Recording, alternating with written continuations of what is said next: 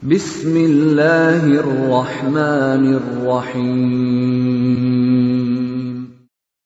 وَلْتَكُنْ مِنْكُمْ أُمَّةٌ يَدْعُونَ إِلَى الْخَيْرِ وَيَأْمُرُونَ بِالْمَعْرُوفِ وَيَنْهَوْنَ عَنِ الْمُنْكَرِ. Assalamualaikum warahmatullahi wabarakatuh. Ada yang saya mau tanyakan Ustaz. Iya. Mana lebih baik kita puasa sunnah atau kasih makan orang yang lagi puasa sunnah? Masya Allah. Terima kasih Ustaz. Ya. Assalamualaikum warahmatullahi wabarakatuh. Assalamualaikum warahmatullahi wabarakatuh. Yang paling bagus Pak, puasa dan kasih makan orang. Yang paling bagus puasa dan sekaligus kasih makan. Kalau bisa dapat sendiri dia, kemudian kasih makan juga, itu sudah dapat lagi. Tapi kalau tidak bisa ki puasa, Pak, jangan ki lepas yang kedua. Jangan lepas yang kedua, yakni memberi kasih makan orang yang berpuasa. Man fattara shaim, siapa yang memberi makan orang, kasih buka orang, maka falahu, maka dapat dia pahala, Pak. Sebagaimana orang berpuasa itu wala yangkus, dan dia tidak dikurangi. Cuma bagusnya itu tuntunan agama kita, Pak ya. Kalau lepas ke satu, yang lain lagi dikerja. Apa itu?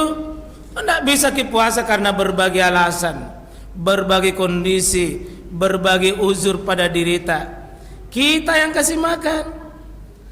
Jadi lepas ke satu, akhirnya juga masih bisa dapat, Pak. Begitu cara masuk surga, Pak. Cerdas itu. Lepas salah tuh caranya, cara yang lain masih bisa kita dapat. Kalau memang tidak bisa kita juga berpuasa, tidak bisa juga kasih makan, cari ke cara lain. Bagaimana cuci kaki piringnya orang yang berpuasa, dapat pahala juga. Bantu bersihkan, bantu angkat ki, dan urus orang-orang yang sedang berpuasa ini, Pak. Maka itu sudah bagian juga pahala di sisi Allah Subhanahu wa taala. Seperti itu, Pak. Jadi kalau bisa dua-dua paling lengkap. Kalau tidak bisa dua-duanya, ambil salah satunya. Yang penting jangan kita tidak tahu puasa, tidak tahu kasih makan, malah mencela puasa, bilang puasa apa sengenjo, puasa apa enjo, aliran sesak kapan itu, kau yang sesak.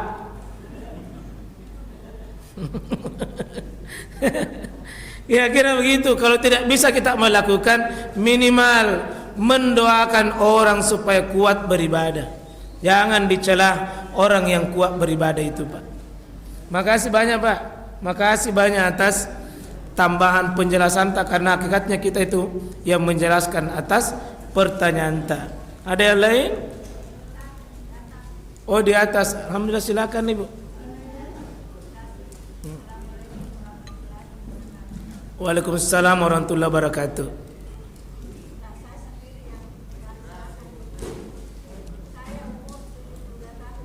(72 tahun, Masya Allah.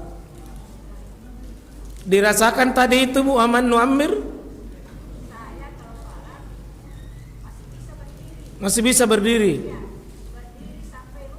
Sampai ruku?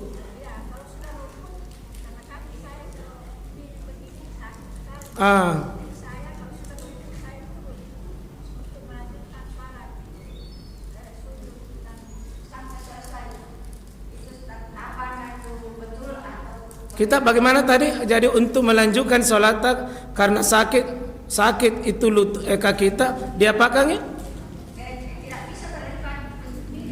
Tidak bisa terlipat. Iya, jadi apa yang Ibu lakukan? Jadi saya dulu untuk baca gerakan selanjutnya. Iya. Saya dulu di musik. Iya. Melanjutkan sholat. Iya. Iya. Pertanyaan saya, apa bisa demikian? Sudah benar itu, Bu. Bisa cara begitu. Karena orang yang dalam keadaan sakit, Pak ya Ibu, orang sakit itu dia punya rumus tersendiri. Satu, fattaqullaha mastata'tum. Lakukanlah sesuai keadaan dan kemampuan. Lakukan keadaan sesuai kemampuan. Yuridullahu bikumul yusra wala yuridu bikumul usra. Allah menghendaki yang mudah, jangan bikin susah. Insyaallah Bu, jangan pernah pakai perasaan nak terima jika Allah Ta'ala kanjo. Nak terima insyaallah Pak. Allah itu sangat pemurah dalam berbagai cara untuk kita beribadah. Lanjutkan yang seperti itu tidak apa-apa Ibu. Insyaallah Allah menghendaki ya bahwa yang mudah, ya bahwa apa yang bisa kita lakukan itu dihadirkan Pak. Ya. Demikian juga Pak, mungkin nanti kalau ada yang keteter Pak di rumah sakit, ada tadi yang chat, Ustaz saya ini di rumah sakit kodong, ndak bisa Kak berudu, ndak bisa tomat tayamum. Apa yang aku lakukan? Kalau ada yang bisa tayamumkan, ditayamumkan.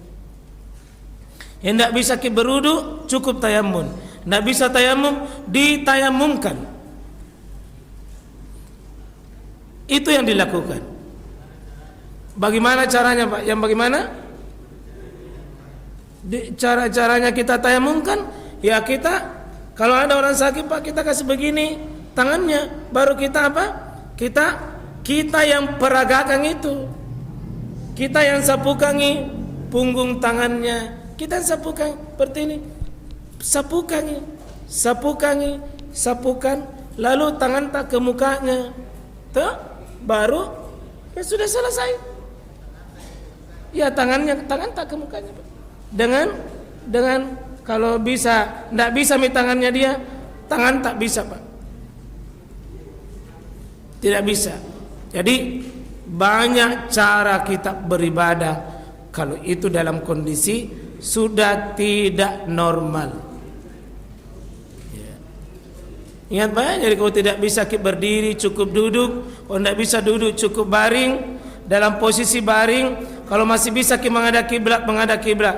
Kalau tidak bisa menghadap kiblat Pak, menghadap kemana saja. Misalnya tempat tidur rumah sakit misalnya susah diputar, sholat menghadap kemanapun. Ini pelajaran orang yang ada di sekitar masjid. Orang sakit saja dituntun sedemikian itu, bagaimana kalau masih sehat Ki? Malu-malu Ki sedikit kalau tidak sholat. InsyaAllah. Masih ada? Ya silakan Pak Haji, tafadhal.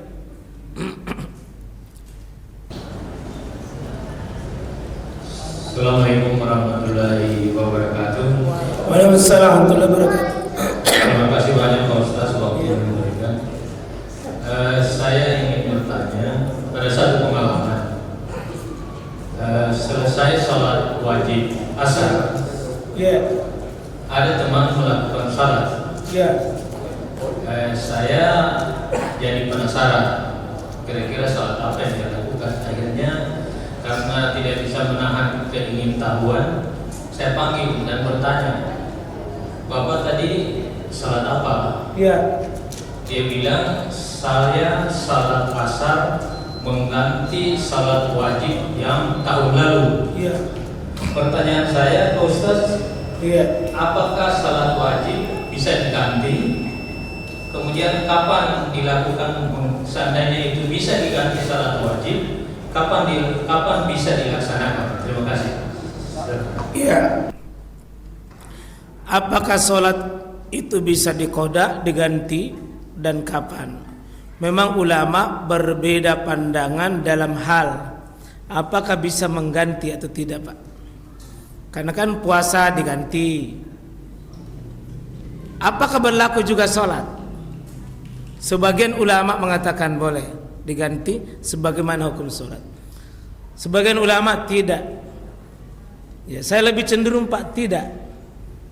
Saya masih cenderung tidak mengganti. Tapi kalau kita lihat hadis Nabi SAW, awalu hasabul abdu yaumal qiyamah as-salat. Yang paling pertama seorang dihisab seorang hamba itu adalah salatnya.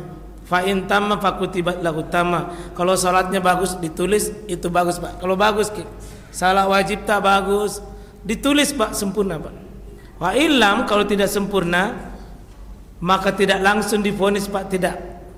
Tapi Allah perintah malaikat, fanzuru, perhatikan wahai malaikatku, min tatawwi, dari salat-salat sunnahnya, fatukmilu biha farida, sempurnakan salat wajibnya itu dengan salat-salat sunnah yang dia lakukan.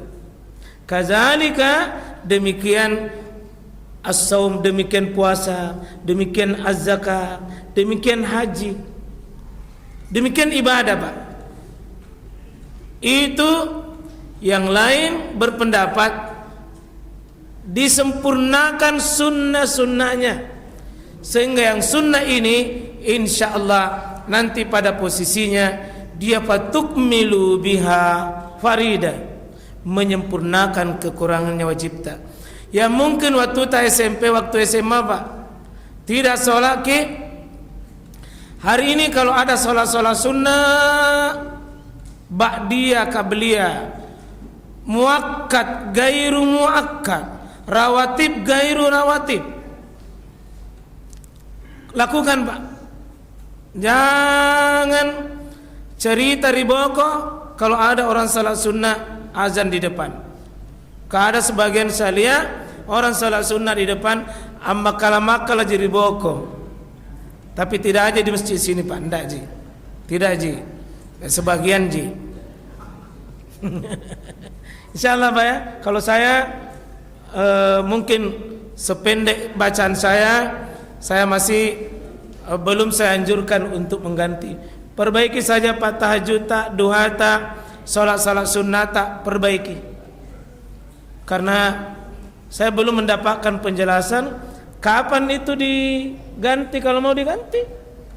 Nah berapa lama? Nah susana itu dihitung. Susana dihitung. Bukankah bertobat ada cara lain Pak? Karena ini sholat jangan lebih jangan kurang. Lebih bermasalah, kurang bermasalah. Ya sholat 5 waktu masih ada ya. Cukup barangkali dulu nih. Ya kita mohon ampun kepada Allah Pak. Semoga makanan tata itu penuh berkah, mengalir darah di tubuh kita Pak, darah yang membangkitkan semangat beribadah insyaallah. Makasih juga kita doakan kepada yang berdonasi, menyumbang Pak.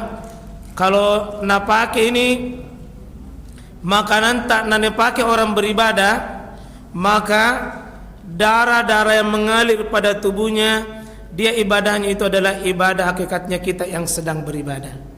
Bagusnya itu kita kalau kasih makan, kasih minum orang Pak, karena hakikatnya darahnya itu lama mengalir di tubuhnya, itu juga ibadah hakikatnya yang kita lakukan. Semoga jemaah sekalian mengambil bagian-bagian ibadah seperti itu Pak. Cara juga menutup, tidak bisa tutup dengan berbagai sedekah. Sedekah bisa menutupi bagian-bagian kekurangan ibadah kita insyaallah.